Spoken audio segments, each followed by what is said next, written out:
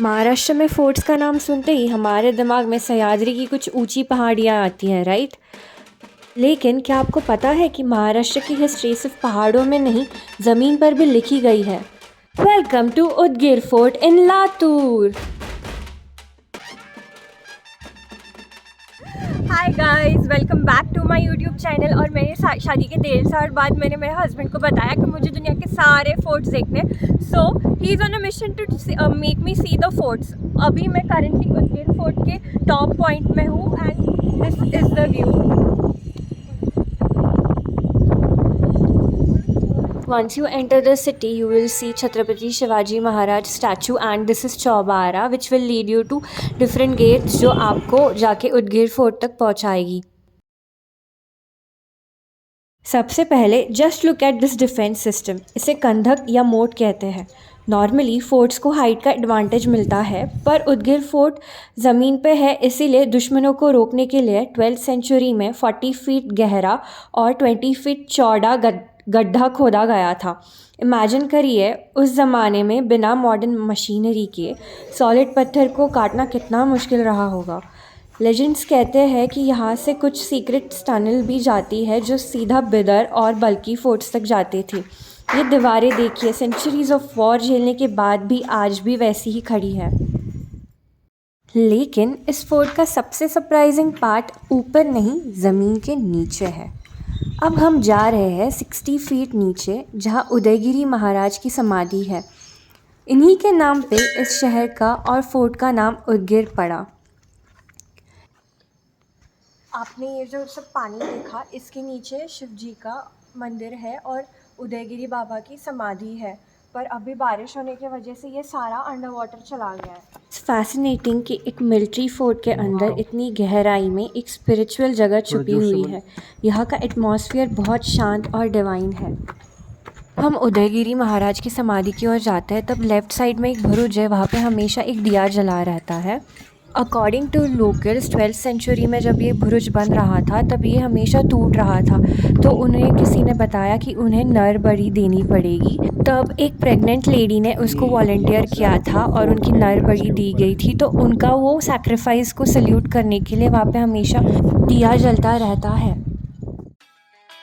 गिर फोर्ट सिर्फ एक स्ट्रक्चर नहीं, एक इंजीनियरिंग मार्वल है। ध्यान से देखिए, इस फोर्ट की डबल फोर्टिफिकेशन है। बाहर की दीवार 70 फीट ऊंची है और अंदर की दीवार उससे भी बड़ी, पूरे 100 फीट। अगर आप बैस्टियंस यानी बुरुज को क्लोज़अप में देखेंगे तो आपको वहाँ शराब के स्कल्पचर्स दिखेंगे। एक माइथोलॉजिकल क्रीचर जो शेर से भी ज़्यादा ताकतवर माना जाता था। ये पावर का सिंबल था। Beautiful from inside, like literally beautiful. बाहर से तो लगता है कि सब दीवारें हैं और अंदर देखो कितना प्यारा है। लेकिन असली जादू इसके वाटर सिस्टम में है। यहाँ के रंग महल और राजमहल के रूइंस देखिए। इन महलों में पानी लाने के लिए कोई मोटर नहीं थी। उन्होंने क्ले पाइप्स का यूज़ करके एक सिम्फन सिस्टम बनाया था जो ग्रेविटी और प्रेशर का यूज़ करके पानी को दीवारों से अंदर फाउंटेन तक पहुँचाता था। यहाँ पे जो कैनन्स आप देख रहे हैं वो बिल्कुल मामूली नहीं है। यहाँ काला पहाड़ और दुर्ग नाम के मैसिव तोपे कैनन्स मिली है। इवन 2022 में यहाँ खुदाई के दौरान 5 नई तोपे और कैनन बॉल्स मिले थे। So you literally standing on a stock pile of history.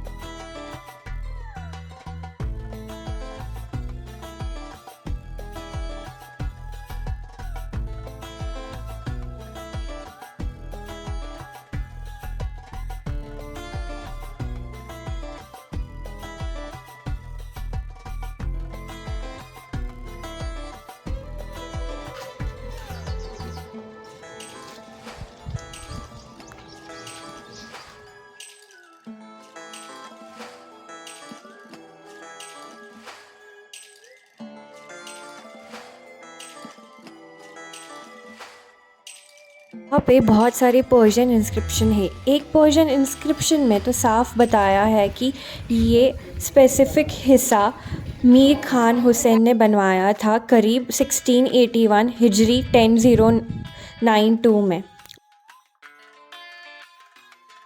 Udgir आए और बैटल ऑफ उदगिर 1760 की बात नहीं की, ऐसे हो ही नहीं सकता।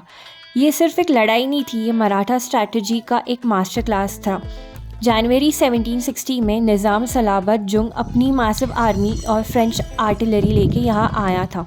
मराठास को लीड कर रहे थे सदाशिवराव भाऊ ने निज़ाम पर सीधा हमला किया। उन्होंने निज़ाम के आर्मी को चारों तरफ से घेर लिया और उनका राशन पानी बंद कर दिया था। हिस्ट्री बुक्स कहती है कि निज़ाम की हालत बहुत ख़राब हो गई थी और उन्हें सरेंडर करना पड़ा।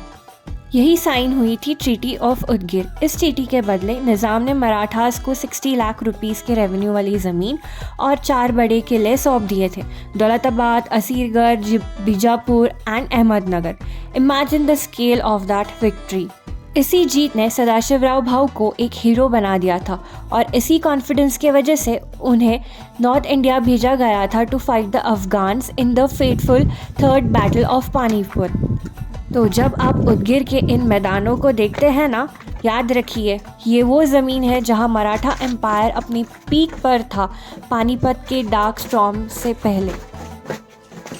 सही कहूँ तो यहाँ आकर ना एक अलग रियलाइजेशन हुआ। हम अक्सर हिस्ट्री को सिर्फ बुक्स में पढ़ते हैं, लेकिन हिस्ट्री को फील करने के लिए आपको इन दीवारों को छूना पड़ता है। सिर्फ पत्थर के रूइंस नहीं है, ये गवाह है स्ट्रेटेजिक जीनियसेस की, इंजीनियरिंग की और स्पिरिचुअलिटी की, जो आज भी ज़मीन के 60 फीट नीचे ज़िंदा है। इट्स सैड कि महाराष्ट्र के बड़े किले फोर्ट्स की चर्चा होती है, लेकिन ऐसे ग्राउंड फोर्ट्स को अक्सर इग्नोर किया जाता है। But trust me, Udgir is a hidden gem that deserves your time.